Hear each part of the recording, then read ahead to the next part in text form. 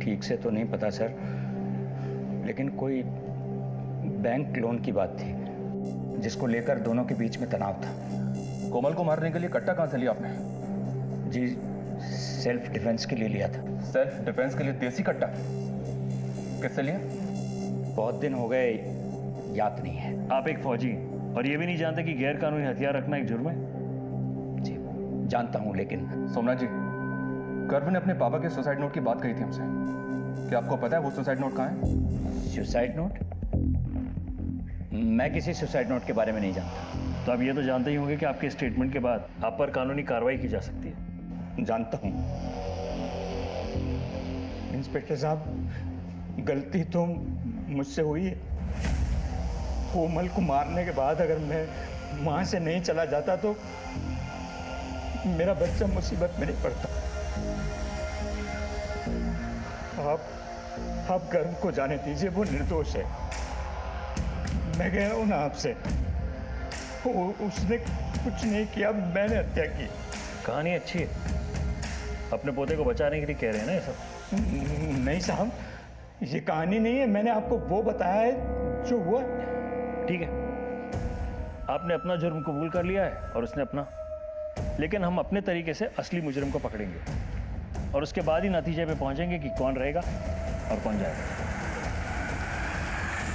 दोनों के बयान बहुत कुछ कह रहे थे, दिमाग में कई सवाल कूद रहे थे। एक तरफ एक 14 साल का लड़का अपनी मां को जान से मार देने की बात कबूल कर रहा था, तो दूसरी तरफ एक बुजुर्ग अपनी बहू को।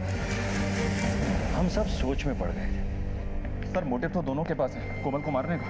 इन दोनों के स्टेटमेंट्स में काफी बातें मनगढ़ंत लग रही हैं। सुनील शर्मा सुसाइड केस की फाइल देखी है मैंने, उसमें सुसाइड नोट का कोई जिक्र नहीं। It was an open and shut case. हमें इन दोनों के स्टेटमेंट्स को क्रॉस वेरीफाई करना होगा। सर ये फिंगरप्रिंट की रिपोर्ट्स। सर देसी कट्टे पे सोमनाथ और गर्भ दोनों की उंगलियों के निशान थे, लेकिन और भी निशान थे जो डिस्टॉर्टेड हो गए। इसका मतलब ये निशान खुद कोमल के हो सकते हैं जो हाथापाई के वक्त पड़ गए, या फिर कोई तीसरा आदमी है जिसे ये दोनों बचाने की कोशिश कर रहे हैं, या फिर सर एक दूसरे को। राइट।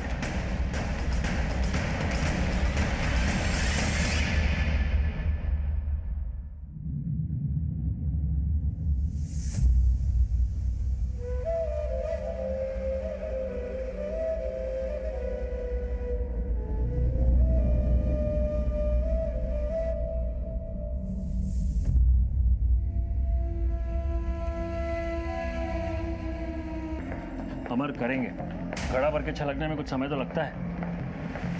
बाराबंकी से कोई खबर? सुबह ही बात हुई थी सर, शाम तक डिटेल्स आ जाएंगी। देखो, गन तो आई है और हत्या भी हुई है। अब जाहिर सी बात है कि गन इनके पास उड़कर तो नहीं आई, कोई लाया होगा। अब जब तक इस देसी कट्टे की गुत्थी नहीं सुलझ जाती, हम इन्हें क्लीन चिट नहीं दे सकते।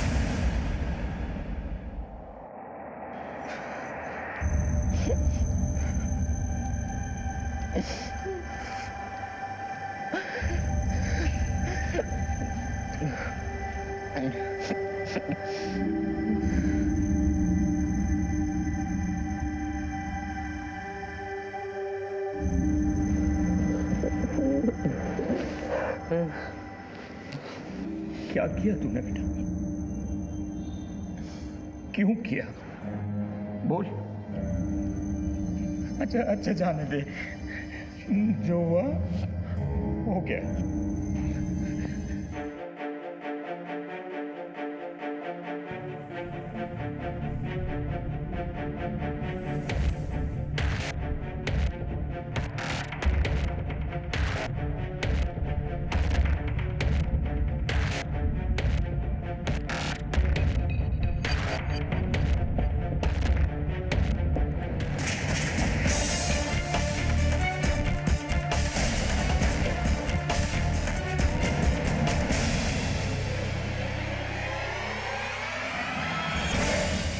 ये मोहल्ला जितना सामान्य अब दिख रहा है, वो घटना के वक्त ऐसा था नहीं। जिस तरह डॉक्टर हर मरीज का अलग इलाज करता है, उसी तरह हम पुलिस वालों को भी मुजरिम देख के पैंतरे इस्तेमाल करने पड़ते हैं। मैं सिर्फ इतना बता दूं कि अब इस केस की दिशाएं बदल गई थी और अब ये केस अनोखे से भी ऊपर उठ चुका था।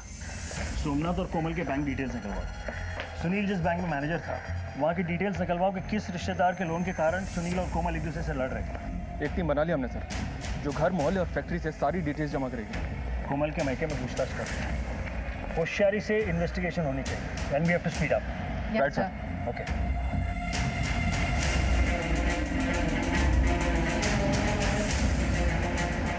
एक भरा खुशहाल परिवार था साहब, न जाने किसकी नज़र लग गई। गर्व बाबा से तो बहुत प्यार करती थी कोमल मेम साहब।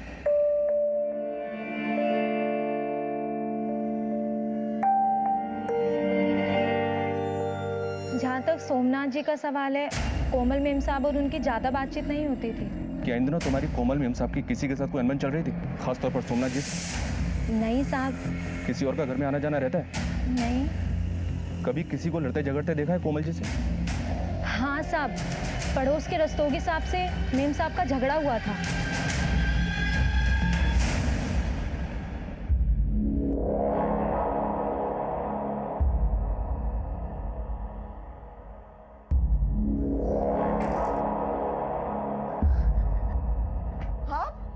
आप यहाँ क्या कर रहे हैं? अरे कोमल जी, ये अखबार बाहर पड़ा था, वही देने आया था। अखबार देने क्यों आ गए? अखबार बाहर पड़ा है तो पड़ा रहने दीजिए, और देने भी आए तो ऐसे सीधे अंदर चले आएंगे आप? आवाज नहीं दे सकते? आप तो बेकार में नाराज हो रही हैं। मैं तो बस यूं ही अपना घर समझ के आ गया था। अपना घर समझ के आ गए थे? कैसे आए वैसे के वैसे दफा हो जाइए यहाँ से।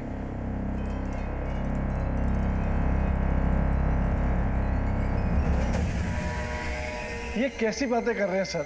मैं तो बस पड़ोसी होने का फर्ज निभा रहा था। कोमल जी के कमरे से स्ट्रगल के मार्क्स मिले हमें, और ये भी पता चला कि तुम्हारी दूसरों के घरों में ताका झाकी करने की बहुत आदत है। अकेली औरत देखी तो नियत में खोट आ गया होगा, है ना? नहीं नहीं सर, ऐसी कोई बात नहीं है। मैं कोई ताका झाकी नहीं करता। मैं तो बस मोहल्ले में नजर रखता हूँ। नजर रखते हैं? क्यों? नजर रखते रखते कभी किसी को आते जाते देखा उस घर में? नहीं सर। देख रस होगी, आज के बाद हमारी नजर तुझ पे रहेगी, समझे? आप कहना क्या चाहते हैं? ये सब हमने किया है? देखिए मैडम, आप हमें कायदा कानून ना समझाएं तो ही अच्छा होगा। तहकीकात चल रही है हमारी, और हाँ, जब तक हमारी तहकीकात पूरी नहीं होती, आप दोनों पति पत्नी ये शहर छोड़कर कहीं नहीं जा सकते। समझ में आया? जी।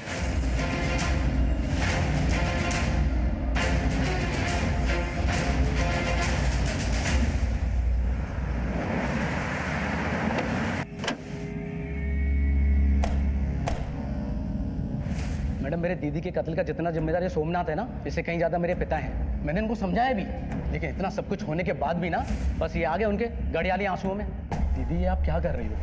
अब वापस उस घर में जाना चाहती हो? अब पागल हो गई हो? तू चुप रह, कोमल ठीक कर रही है। अरे सोमनाथ जी खुद चल कर आए हैं, और फिर गर्व हमसे ज्यादा उनके पास खुश रहेगा।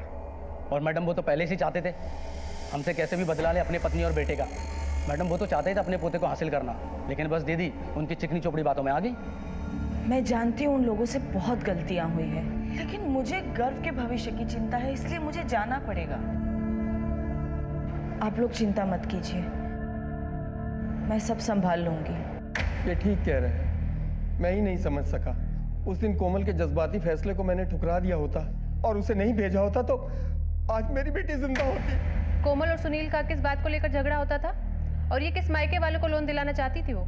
ये तो मुझे नहीं पता, पर मैं एक बात कह सकता हूँ, मेरी बेटी का कत्ल सोमनाथ ने ही किया है। वो एक बेदिल इंसान है। पर गर्व तो कह रहा था कि उसने किया है। मैडम, गर्व झूठ बोल रहा है। उस बुड्ढे ने गर्व को अपनी तरफ किया है। आप उस बुड्ढे को तोड़िए, सच बाहर आ जाएगा।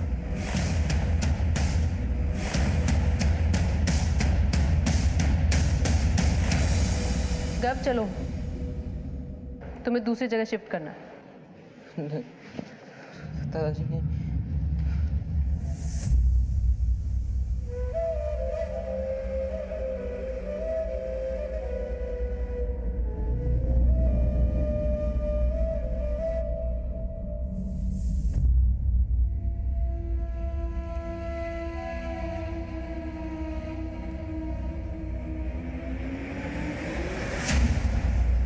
कुएं से तल की मिट्टी लाने के खेल मैंने बचपन में बहुत खेले थे। एक लंबी सांस लेकर कूद पड़ते थे। अब मुझे बिल्कुल वैसा ही लग रहा था। लंबी सांस भी भर ली थी और कूद भी पड़े थे, लेकिन तल की मिट्टी अब तक हाथ नहीं आई थी और खाली हाथ ऊपर भी नहीं जा सकते थे।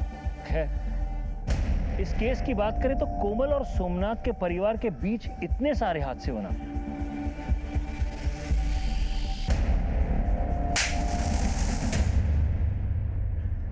ये एक बड़ी दस्तक थी जो बार बार हो रही थी, लेकिन किसी ने नहीं सुनी। सर, बाराबंकी पुलिस से रिपोर्ट आई है। 3 लोग हैं जो इलीगल वेपन सप्लाई का काम करते हैं, पप्पू, मदन और इकबाल। फिलहाल ये तीनों अंडरग्राउंड है सर। और बाराबंकी पुलिस ने एक बात और बताई है कि लखनऊ शहर की डीलिंग्स ये पप्पू यादव करता है। अपने मुखबिरों को काम पे लगा दो, मुझे किसी भी कीमत पे ये लीड चाहिए। Right sir. सर ये कोमल शर्मा की कॉल डिटेल्स हैं। इस नंबर से किसी दीपक वर्मा को लगातार कॉल किए गए हैं और कॉल्स रिसीव भी हुए। सर नेक्स्ट पेज पर कोमल शर्मा की बैंक अकाउंट की स्टेटमेंट है। उसी बैंक अकाउंट से लोन की प्रोसेसिंग फीस पे हुई है दीपक वर्मा के नाम पे। सर जब हमने उसके बारे में पता लगाया तो बहुत ही इंटरेस्टिंग सच सामने आया है। ये दीपक वर्मा कोमल के कॉलेज में ही पढ़ता था। दीपक वर्मा,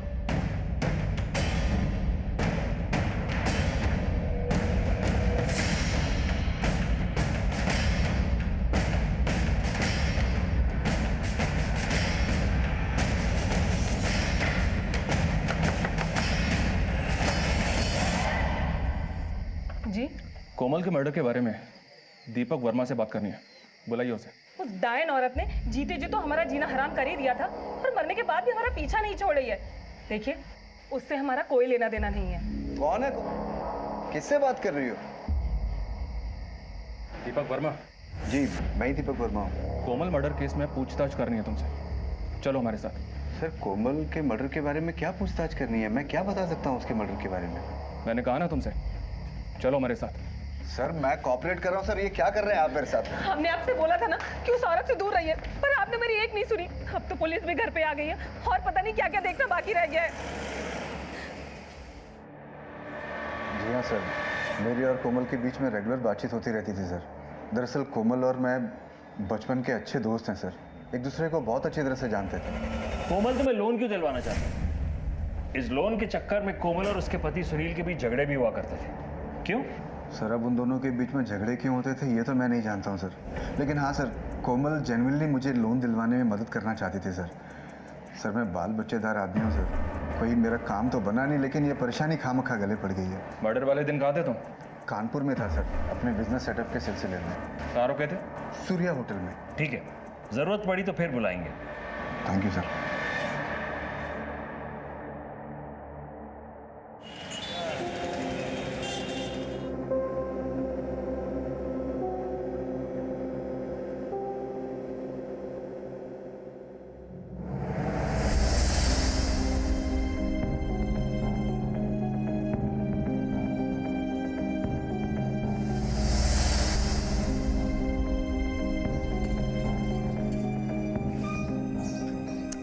ये क्या बाबूजी, आपने फिर इसे स्कूटर दे दिया? कोमल, ये मेरा पोता है, एक फौजी का पोता। मैं इसे हर तरह से तैयार करूंगा। स्कूटर क्या, मैं इसे कार चलाना भी सिखाऊंगा, है ना घर? यस।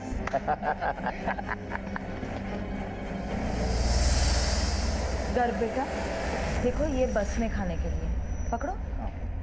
ये शॉर्ट रिसेस का और ये वाला लॉन्ग रिसेस का पूरा खत्म करना। हाँ। और सुनो बेटा, जो हुआ उसे भूलने की कोशिश करना। घर से मैडम आप इनको ले जाइए प्लीज। कम।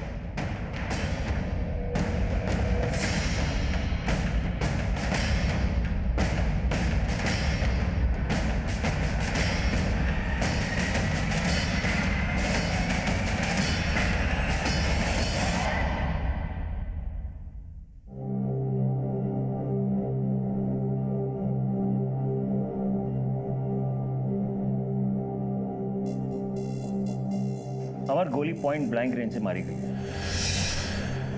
और काफी स्ट्रगल भी हुआ है। सर बॉडी तो देखकर लग रहा है कि मर्डर तकरीबन 1 घंटे पहले ही हुआ है। सना, यस सर। फॉरेंसिक टीम को बुलाओ, फिंगरप्रिंट्स और सारे माइन्यूट डिटेल जमा करो। और कौन कौन रहता है इस घर में? सर यहाँ 3 लोग रहते हैं, कोमल, उसके ससुर जी सोमनाथ जी और पोता गर्व।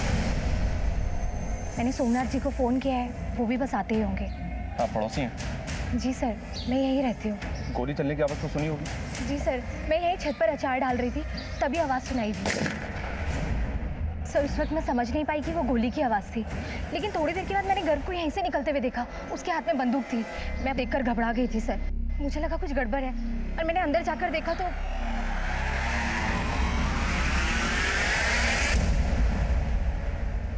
वक्त क्या रहा होगा? सर करीब 2 सवा 2 बजा होगा। अरे एक मिनट, कहाँ जाना? ऊपर नहीं जा सकते आप। घर है मेरा। सर ये सोमनाथ जी हैं, इस मकान के मालिक। ठीक है, चाहिए।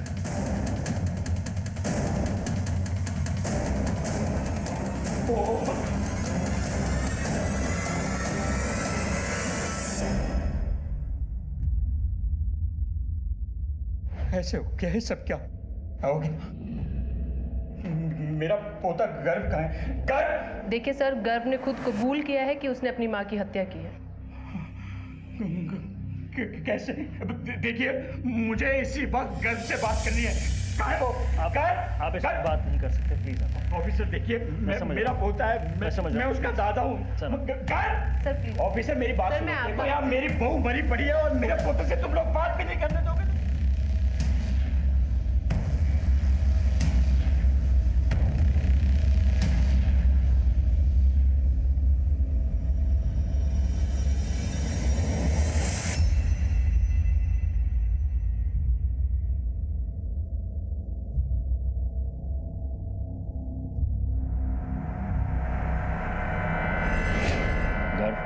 बताओ, तुमने अपनी माँ को क्यों मारा?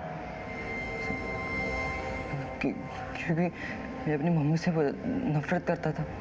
क्यों, क्या रीज़न है? सर रीज़न खुद मम्मी है, क्योंकि मेरे पापा की मौत का कारण मम्मी है। पापा की मौत? उन्होंने सुसाइड किया था। तुम्हारे पापा ने सुसाइड किया? इसमें तुम्हारी मम्मी का क्या लेना देना? सर क्योंकि मेरे पापा ने अपने सुसाइड नोट में मम्मी को ही अपनी मौत का जिम्मेदार ठहराया। कहाँ है सुसाइड नोट? सर वहाँ अलमारी में। ये चल क्या रहा है? मुझे अंदर जाने दीजिए, मुझे गर्व से बात करनी है। हटिए। Sir please, sir please. देखिए, वो जो भी कुछ कह रहा है ना, वो सब सरासर गलत कह रहा है। आप अपने सीनियर को बुलाइए, मैं बात करता हूँ उनसे। अभी सर बात कर रहे हैं, जैसे ही बाहर आएंगे आप मिल लीजिए। देखिए, मैं भी मिलिट्री से रिटायर्ड ऑफिसर हूँ, आप मुझे इस तरह से नहीं रोक सकते। सर प्लीज समझिए, रूल्स हैं हमारे भी कुछ, प्लीज। कहाँ? इस अलमारी में।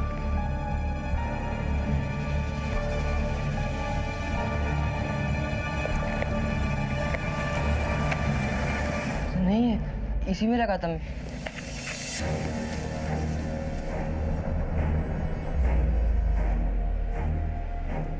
कहाँ गया? यहाँ है? सर यही था वो। कब की तुम्हारे पापा ने आत्महत्या? 3 महीने पहले। 3 महीने पहले तुम्हारे पापा ने आत्महत्या की, तो आज ही के दिन तुमने बदला क्यों लिया? क्योंकि 3 दिन पहले पढ़ा था मैंने सुसाइड नोट। लेकिन वो सुसाइड नोट है कहाँ? पता नहीं, मैंने यहीं पे रखा था। मैं अपने पापा को बहुत मिस कर रहा था। जब मैंने वो सुसाइड नोट पढ़ा, मैंने अपना इरादा कर लिया और स्कूल से घर आया तो। गर्व, जल्दी से जूते खोल के मुंह हाथ धो ले। मैंने तेरे लिए गुलाब जामुन बनाए हैं, तुम्हारे पापा को भी पसंद थे ना? बंद करो नाटक। अगर इतना ख्याल रखती मेरे पापा का तो जान नहीं लेती उनकी तुम। ये क्या बोल रहा है? किसने कहा ऐसा तुमसे? पापा ने। क्या बकवास कर रहा है? पागल हो गया है क्या? झूठ है ये सब। झूठ ये नहीं मम्मी, झूठ वो है तुम आज तक हमसे बोलती आ रही हो। तुम ही ने मेरे पापा को मारा है, तुम ही ने मेरे पापा को मारा है, तुम ही ने मारा। तुमने मेरे पापा की जान ली है। क्या कर रहे हो?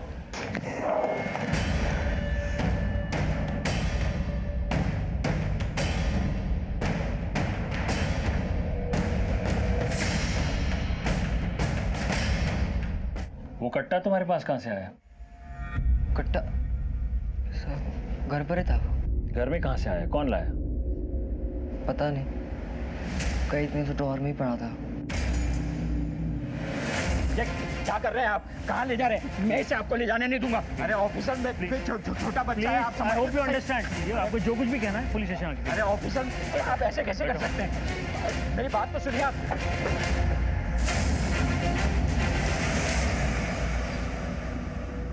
गर्व का चेहरा देखकर लगता नहीं सर कि वो सच बोल रहा है। हमें चेहरे नहीं, सबूत और गवाह देखने होते हैं अमर। तहकीकात में यह तय करना होता है कि सच क्या है और झूठ क्या है।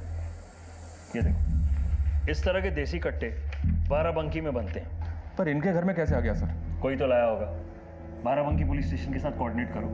मुझे इस तरह के इलीगल आर्म्ड डीलर्स की सारी लिस्ट और कॉन्ट्रैक्ट किलर्स के सारे डिटेल्स चाहिए। Right sir. और वो गन फॉरेंसिक्स में भेज देना। Okay sir.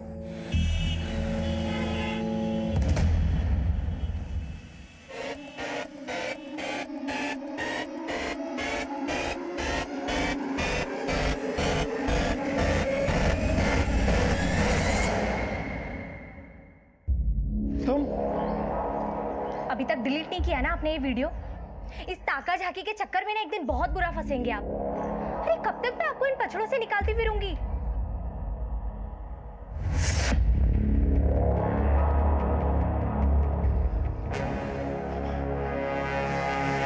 मेरा पोता गर्व कहाँ है? अंदर है।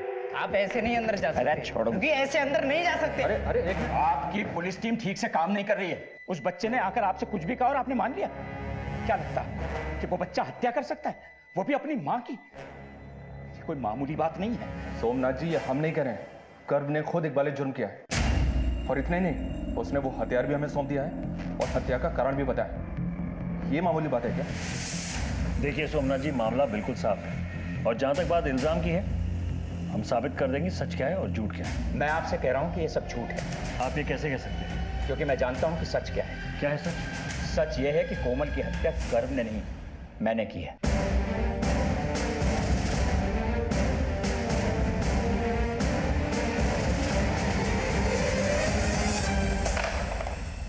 हम मुजरिमों के पीछे काफी भाग दौड़ करके उन्हें पकड़ते हैं, कई तरकीबें आजमाते हैं उनसे जुर्म कबूल करवाने की। मगर इस हत्याकांड में दो लोग खुद चलकर हमारे पास आए थे और दोनों ही जुर्म का इकबाल कर रहे हैं। मैंने अपनी मम्मी को मर्डर किया है। कोमल की हत्या गर्व ने नहीं, मैंने की है। कभी कभी प्लेट में सजी सजाई कोई चीज मिल जाए तो शक और गहरा हो जाता है। देखते जाइए, ये तो एक मोड़ आया है, अभी आगे कई और मोड़ बाकी हैं, कई और झटके बाकी हैं।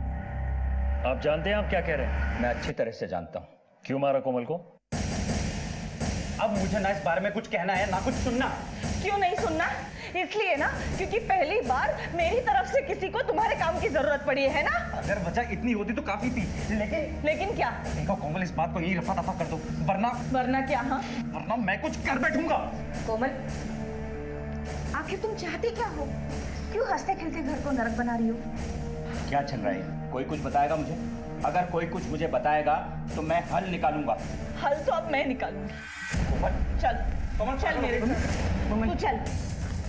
कोमल, तुम्हें जाना तो तुम जाओ, घर कहीं नहीं जाएगा। क्यों नहीं जाएगा? घर मेरे साथ जाएगा। चल घर। नहीं। अरे नहीं, अरे तुम नहीं, ऐसे नहीं। घर मेरे साथ जाएगा। मम्मी जी आपको लगेगा तुम पागल हो गए क्या? तुमने मुझे थप्पड़ मारा, बस यही कदर रह गई है मेरी इस घर में। चल कर, चल। ये तो कोई वजह नहीं है कोमल कुमार। तो कोमल चाहती क्या थी? आप दोनों को पुलिस थाना चलना होगा। क्यों? आपकी बहू कोमल ने जहर खाया है, वो हॉस्पिटल में है। उसने पुलिस को बयान दिया है कि आप लोगों ने उसे मेंटली हैरेस किया है, इसी वजह से उसने आत्महत्या करने की कोशिश की है। क्या बकवास कर रहे हैं आप? चलिए देखिए, आप मुझे इस चलिए, तरह चलिए, मेरे चलिए, साथ आप जबरदस्ती नहीं कर जो भी सकते कहना इस तरह से।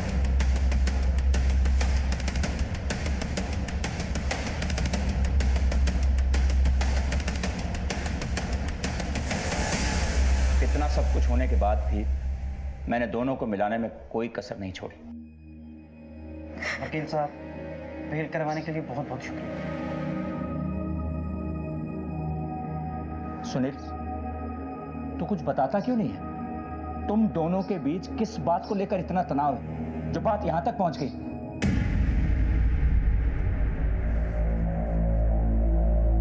सुनील,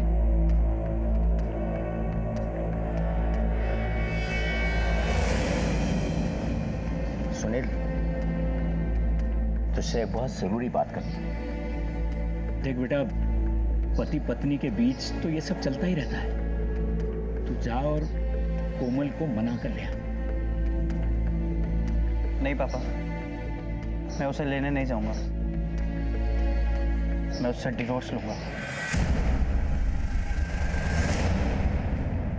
बेटा, पति पत्नी के बीच में तो डिवोर्स हो सकता है, पर माँ बाप के बीच में तो नहीं हो सकता ना।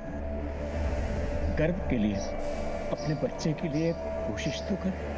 बेटा, मैं अपने पोते को मिले बगैर नहीं रह सकती। जाकर उसे ले आ। तो फिर क्या कोमल वापस आ गई?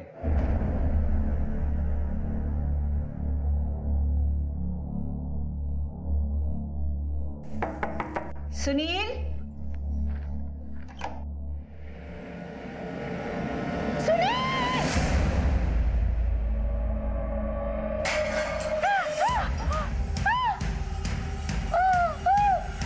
कौशल्या, कौशल्या, कौशल्या, कौशल्या! सुनील!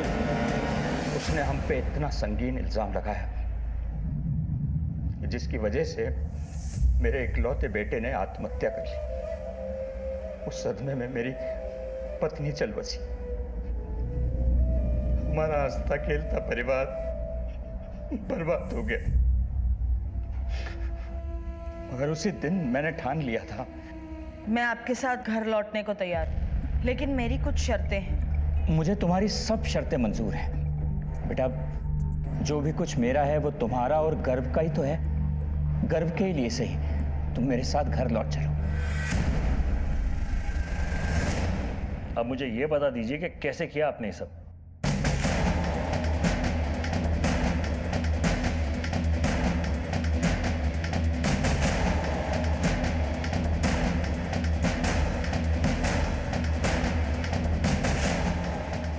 बाबूजी ऐसे क्यों देख रहे हैं? क्या हुआ? जो अब तक नहीं हुआ वो अब होगा। मतलब साफ है, तुम्हें अपने पापों का हिसाब देना होगा। बाबूजी, बाबूजी, नहीं, नहीं। आपकी बहू और बेटे में किस बात को लेकर लड़ाई होती थी? जो भी सामान वामान पड़ा हो वो उसे उठाओ और निकलो यहाँ से। चलो बाहर। अरे आप क्या, खुद सोमनाथ जी भी लीज पूरा होने से पहले हमें नहीं निकाल सकते? ठीक है, अब देखो मैं तुम्हारा क्या हाल करती हूँ। और मैं जो आपका हाल करूंगा वो सोमनाथ की बहू हो, इसलिए चुप हैं। वरना अपनी औकात पे आ गए ना तो अच्छा नहीं होगा। ये 15 तारीख को तुम्हारे राघव साहब फैक्ट्री से कितने बजे निकले थे? यही करीब 1:30 बजे के आसपास। अभी कहाँ है तुम्हारे साथ? राघव साहब महीने में 2-4 बार बाराबंकी जाते हैं। अभी वो बाराबंकी गए हुए हैं। आज आने वाले थे, आते ही होंगे। क्या राघव, आजकल बाराबंकी जाना बहुत हो रहा है तेरा? आजकल ही नहीं सर, हमेशा आना जाना लगा रहता है। बाराबंकी में बना हुआ कट्टा इस्तेमाल हुआ है कोमल की हत्या में। मेरा बाराबंकी आना जाना लगा रहता है। इत्तेफाक से कट्टा भी वहीं का मिला है। मतलब कातिल मैं हो गया? तुमने ही तो धमकाया था उसे। हाँ, धमकाया था। बात ही कुछ ऐसी कर रही थी वो। कोमल ने ये फैक्ट्री किसी को लीज पे देने की बात क्या कही? तुमने तो मरवा ही दिया उसको। गलत इल्जाम लगा रहे हैं सर आप हम पर। बहुत वफादारी के साथ अपना काम करता आया हूँ। वो औरत पहले अपना घर जला ली और चली थी फैक्ट्री हथियाने। अभी हमारा कॉन्ट्रैक्ट खत्म भी नहीं हुआ। राघव, कोमल ये फैक्ट्री किसको लीज पे देना चाहती थी? किसको लीज पे देना चाहती थी, किससे बात कर रही थी, मैं कैसे बता सकता हूँ सर आपको?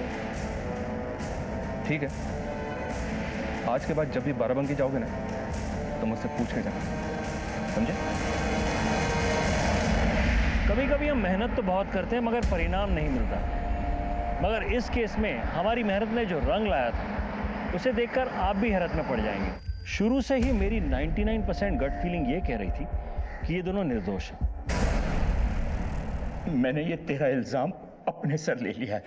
हाँ, कोई इंस्पेक्टर, कोई पुलिस वाला तुझे पूछे ना तो बोलना दादाजी को बचाने के लिए तूने ये सब किया है।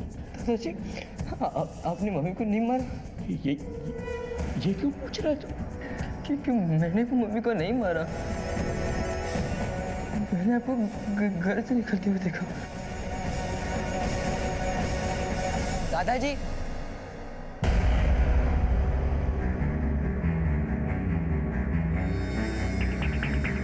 मम्मा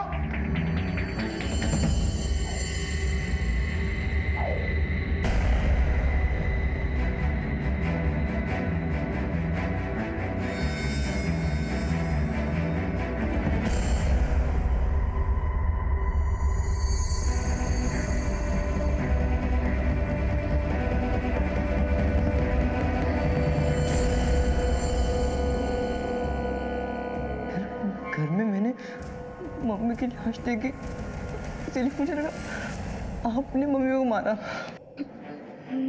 इसलिए मैं घर लेके पुलिस स्टेशन पहुंच गई। लेकिन दादाजी, मम्मी को आपने नहीं, मैंने भी नहीं, तो किसने मारा? दोनों ने भले ही एक दूसरे को बचाने के लिए झूठ बोला था, लेकिन उस झूठ में थोड़ी मिलावट थी और हमें दूध का दूध पानी का पानी करना था, पूरे सच को सामने लाना। हमारी टीम को पता चला है कि पप्पू यादव नाम का एक बंदा है जो इलीगली कट्टे सप्लाई करता है। हमें शक है कि वो कट्टा लखनऊ में उसी ने सप्लाई किया है। अभी अभी हमें खबर मिली है कि वो आपके शहर लखनऊ में गोमती नगर में छुप के बैठा है। Thank you.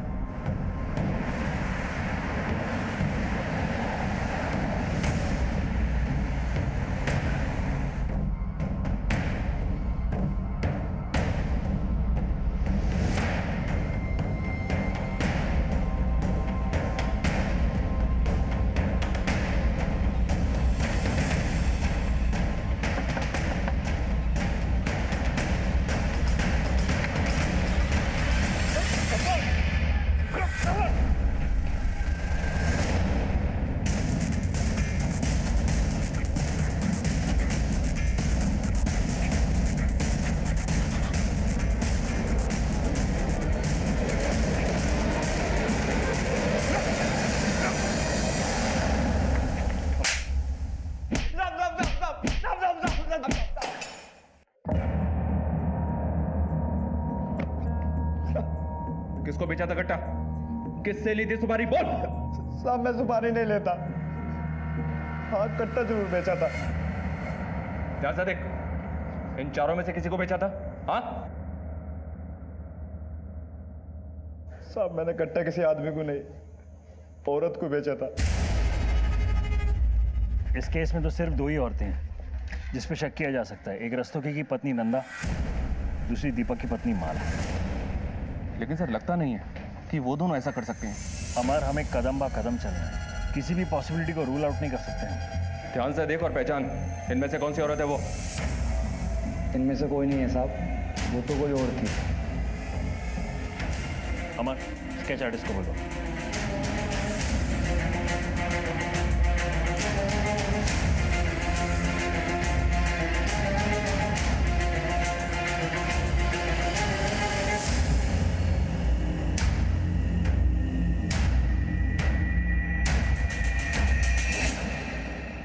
ये तो कोमल है सर।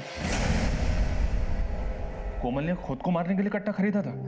ये बात समझ में नहीं आ रही। खुद को मारने का इसका मकसद क्या रहा होगा? जब अंधेरा गहरा हो जाए, समझो सुबह होने वाली है। हमारे रेडार में जितने भी लोग हैं, सबके मोबाइल लोकेशंस निकलवाओ। 15 तारीख यानी मर्डर के दिन क्या कोई नंबर कोमल के घर के आसपास 1 से 2 बजे के बीच एक्टिव था? I want that report on urgent basis. जी सर।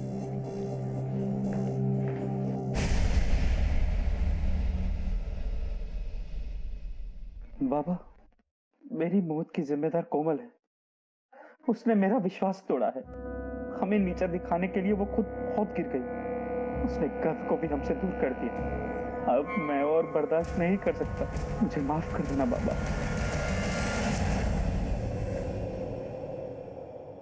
सर, हमारा शक बिल्कुल सही निकला। ये देखिए, उस दिन इन लोगों के मोबाइल्स कोमल के घर के आसपास एक्टिव थे, लेकिन ये नंबर देखिए, ये बहुत खास है।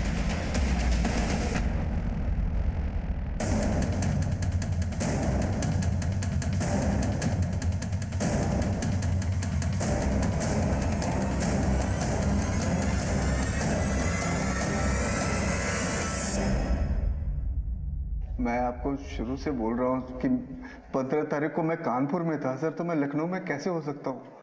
तुम सही कह रहे हो। हम भी यही सोच रहे थे कि जो आदमी कानपुर में है वो लखनऊ कैसे आ सकता है। इसीलिए हमारी टीम खुद कानपुर गई। हाँ मैम, दीपक सिंह ने होटल बुक किया था 15 तारीख को और वो आए भी थे, लेकिन रात को 9 बजे। कोमल का मर्डर हुआ दोपहर 2 बजे। लखनऊ से कानपुर का सफर तूने तय किया केके ट्रेवल्स की कार में। शाम को 6 बजे तू यहाँ से निकला और तकरीबन 45 मिनट एक ढाबे पर खाना खाने के बाद 9 बजे तू सूर्या होटल पहुंचा। अब इतने सारे सबूत दे दिए हैं तो आंखों के सामने अंधेरा छा गया होगा ना दीपक? अब सच सच बताओ वरना सच उगलवाने के तरीके आते हैं। मैं सब बताता हूँ सर, सब सच सच बताता हूँ सर। सर ये कहानी हमारे कॉलेज डेज की है। मैं और कोमल एक दूसरे से बहुत प्यार करते थे। हम शादी करना चाहते थे सर, लेकिन मैं लाइफ में सेटल नहीं था, इसलिए कोमल के पापा ने उसकी शादी सुनील से कर दी और मैंने भी बाद में माला से शादी कर दी। हम दोनों ही अपनी जिंदगी में आगे बढ़ चुके थे, लेकिन 3 महीने पहले मेरी मुलाकात अचानक कोमल से हो गई। अरे दीपक, अरे कोमल तुम? कितने सालों बाद, कैसे हो? मैं ठीक हूँ यार, तुम कैसी हो? बढ़िया बढ़िया। और यहाँ कैसे, क्या चल रहा है? सब ठीक चल रहा है। अभी कोलकाता से अपना बिजनेस पूरा का पूरा रैप अप करके यहाँ आया हूँ। अच्छा। अब यहाँ अपने बिजनेस को सेटअप करने के लिए लगा हुआ हूँ, लेकिन क्या करूँ, ना तो बिजनेस का लोन प्रोसेस हो रहा है और ना ही कोई और काम बन रहा है। तुम्हें लोन चाहिए? हाँ। मेरे हस्बैंड बैंक में मैनेजर है, मैं करवाती हूँ लोन तुम्हारा, हो जाएगा तुम्हारा काम। मैं सुनील से बात करती हूँ। अभी भी तुम्हारे दिल में पुराने आशिक के लिए जगह बाकी है? अच्छा, इसलिए उसकी लोन रिजेक्ट करवा दी तुमने? क्या बात कर रही हो तुम? देखो मैं बैंक मैनेजर हूँ, बैंक का मालिक नहीं। अगर लोन एप्लीकेशन रिजेक्ट हो गया तो हो गया, बस। मुझे इस मामले में ना तो तुमसे कुछ कहना है ना कुछ सुनना है। अच्छा तो तू था उनके झगड़े का कारण? फिर? सर सुनील की मौत के बाद कोमल वापस अपने मैके में रहने के लिए आ गई और इसी दौरान हम दोनों की नजदीकियां और बढ़ गई। तुमने क्यों छोड़ दिया मुझे दीपक? मैं आज भी तुम्हारी हूँ, प्लीज मुझे दोबारा अपना लो। शायद हम एक दूसरे के लिए ही बने हैं दीपक। कोमल, अब मैं कभी तुम्हें दोबारा छोड़कर नहीं जाऊंगा, कभी नहीं। कोमल सोमनाथ की फैक्ट्री भी लीज पे तुझे ही देना चाहती थी ना? जी सर। सर ये सच है कि कोमल ने मेरे लिए ही फैक्ट्री के मैनेजर राघव से पंगा लिया था। मेरी और कोमल की नजदीकियों की खबर मेरे घर तक पहुंच गई थी सर, और मेरा और मेरी पत्नी के बीच रोज झगड़ा शुरू हो गया था। और इसी बीच कोमल के हाथ सुनील का सुसाइड नोट लग गया।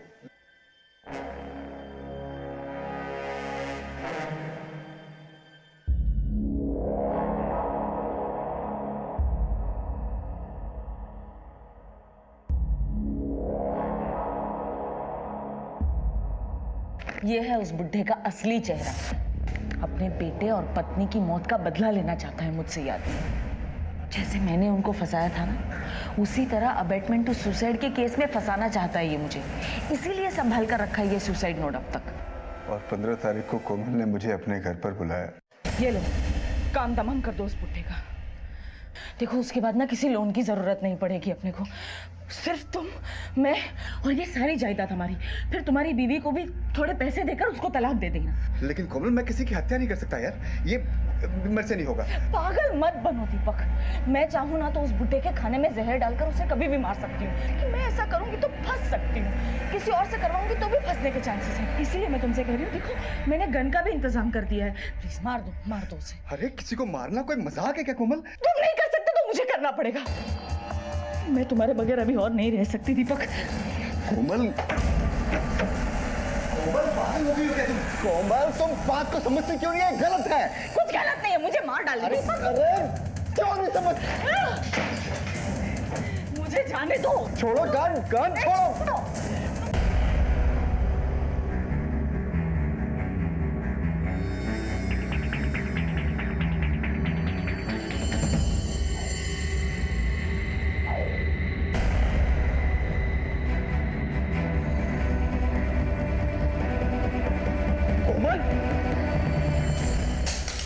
कोमल मुझसे सच्चा प्यार तो करती थी सर, लेकिन वो मुझे खूनी बनाना चाहती थी। मैं अपना बस एक छोटा सा फायदा देख रहा था, लेकिन वो मेरे साथ बड़े बड़े सपने देखने लग गई थी सर। उसका मेरे प्रति प्यार दीवानगी में बदल चुका था, और एक दिन सुसाइड नोट के डर से अपने ही हाथों अपनी ही जान गंवा दी उसने। तुम्हारे कारण एक परिवार बर्बाद हो गया, एक बच्चा अनाथ हो गया। अब सड़ो यहीं जेल में, इसी के हकदार हो तुम। कोमल के पिता ने कोमल की मर्जी के खिलाफ उसका ब्याह सुनील के साथ कर दिया था, बिना ये जाने कि उसके मन में दीपक के लिए जगह है। ये पहली दस्तक थी, लेकिन कोमल का दोबारा दीपक से मेल जोल ये एक और दस्तक थी, और ये वो दस्तक थी जो दबे पैर हर मोड़ पर उनकी जिंदगी में आती रही और तबाही मचा गई। कोमल को भी एक दस्तक मिली थी जो खतरे की नहीं, उसके लिए भलाई की थी। सोमनाथ ने वो सुसाइड नोट उनसे बदला लेने के लिए नहीं, उन्हें बचाने के लिए छुपाया था। कोमल वो गलत समझ बैठी, नतीजा खुद अपनी जान से गई। गलतियां हम सबसे होती हैं, अपनी गलतियों को सुधारना हम सबका फर्ज है, लेकिन गलतियों को दोहराना बर्बादी को दावत देना है। फिर मिलेंगे एक और अनोखे केस के